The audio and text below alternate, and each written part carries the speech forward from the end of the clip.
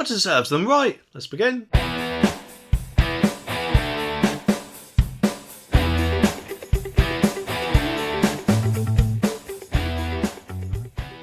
The article says that banks could be stripped of their licence if they are found to be discriminating against customers based on their political views, and plans to be drawn up by the government will look at adding free speech protections to banking licences. Andrew Griffith, Economic Secretary to the Treasury, has asked civil servants to look at drafting the new legislation, and Whitehall sources told the Telegraph that the protections would see banks discriminate against the customer because of their political views be stripped of their banking licences. Meanwhile, though, payment service providers will also be told as soon as tomorrow that they must not discriminate against customers on the basis of their belief, sources told the Telegraph. And this comes, of course, after Nigel Farage had his account closed with Coutts. Yesterday, though, he exposed a 40-page memo from the bank with information relating to the closure.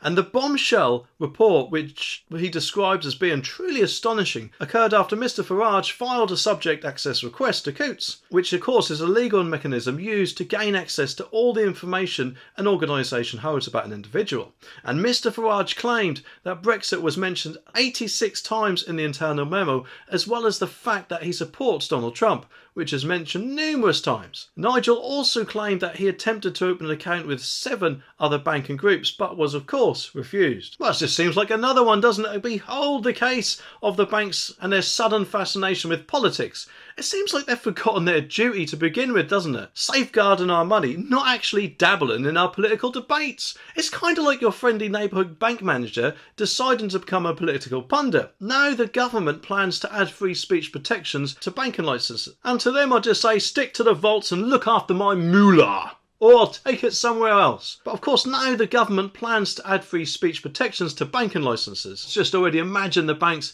with their licences and a microphone ready to make political speeches. And of course the next thing is just imagine all the bank employees out there trying to run for Prime Minister, which in my opinion, to be honest, would kind of be more frightening than if Labour got in, with, let's face it, their woke policies. And let's not forget, surely the banks have no right to poke their nose in our political beliefs in the first place, because let's face it, nothing screams customer service like telling you, sorry, your political opinions don't align with our corporate image. No banking privileges for you. And of course that goes towards payment providers too. Perhaps they might take this even as a reminder that they should stick to counting money and not counting political votes. Because let's face it, banks should only be concerned with our money, not our opinions. And they shouldn't at all be politicised in any way. They've got one job to do, and that is to look after our money. And it's surely not hard to do. So I'm glad they're getting a deterrent they so desperately need, in my opinion.